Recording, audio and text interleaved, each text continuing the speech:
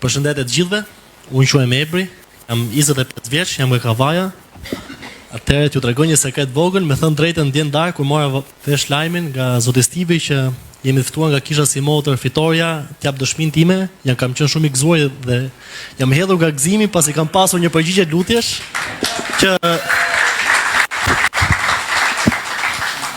jam lutur në atë dhomëzën time që Zot lutem përdor për diçka të mirë dhe besoj se kjo që do ndaj do të jetë shumë e mirë. Atëherë si profesion kam pasur, jam berber, kam punuar shumë vite në dyqanin të Tiranë. Edhe si një i ri, le të themi, deri para 2 vitesh, 23 vjeç, 24 vjeç, një ri krenar, çohesha mëngjes, shkoja ke dyqani.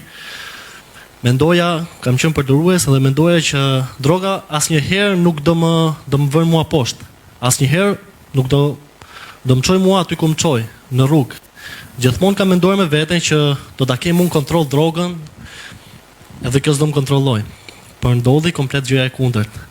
Droga jo që më kontrolloj, por që më shkatroi mua, shkatroi familjen time.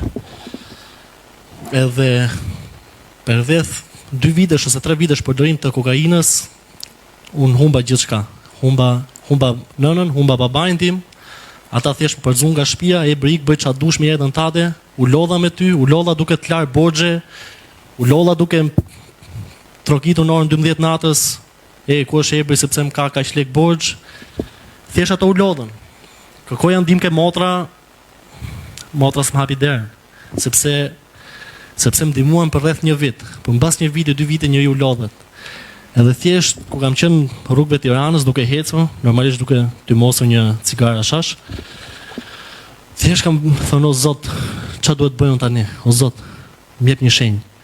Edhe kam parë një dëshmi të Stivit, vllait tim, që ai dikur kishte qenë i varur nga droga, edhe kishte shpëtuar nga një qendër rehabilitimi quhet Teen Challenge, nuk di asgjë për Jezusin. Edhe thjesht pas këtë dëshmi edhe ja çoj edhe për të pajtuar le të themi me familjen, babi, unë dua t'ja dal, dua të shkoj në qendër, të lutem ndihmo. Edhe babai thjesht më tha, Ebër, kjo është gjëja e fundit që unë do bëj për ty. Kjo është gjëja e fundit që ne do bëjmë për ty. Shko edhe dilja.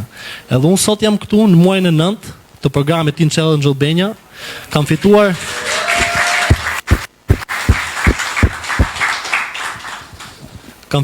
çurin e familjes time, kam fituar nënën time përsëri, kam fituar babain tim përsëri, ai sot është smur nga unë, sepse i ran smundje në zemër për shkak se ishte duke më kërkuar mua nëpër Tiranë, ku është djali edhe thjesht edhe unë atë tashmë e kam fituar. Kam fituar një Zot shumë të mirë, kam fituar një Zot shumë të mirë që quhet Jezu Krisht, që më mori mua nga balta, më mori mua nga rruga.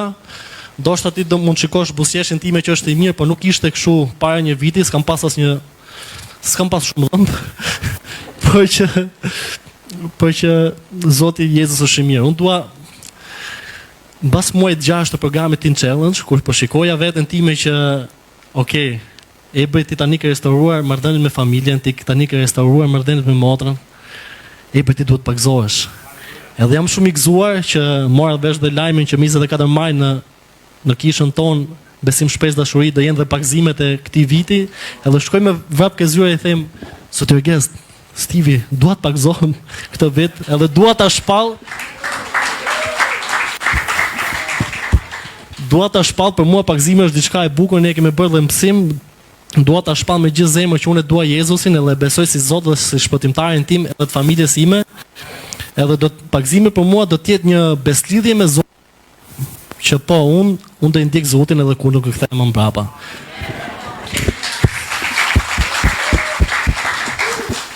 Vargu im i preferuar në Bibël është për mua është Psalmi 23 i gjithë, po vargu 4 është shumë i bukur, po unë do ta them të gjithin. Zoti është bariu im, asgjë nuk do të më mungoj. Ai na çon në kullotat me barë të njom dhe më prin në ujët e gjeta për hir të emrit të tij. Edhe sikur unë të ecja në luginën e hijes së vdekjes, unë nuk do të kisha frikë asnjë gjë e keqe, sepse ti je me mua, shkopi yt edhe thupra jote janë ato që më japin zemër. Me siguri, pasuri dhe mirësi do të më shoqërojnë mua gjatë ditë gjata në jetën time. Zoti është i mirë, Zoti na bekov të gjithëve.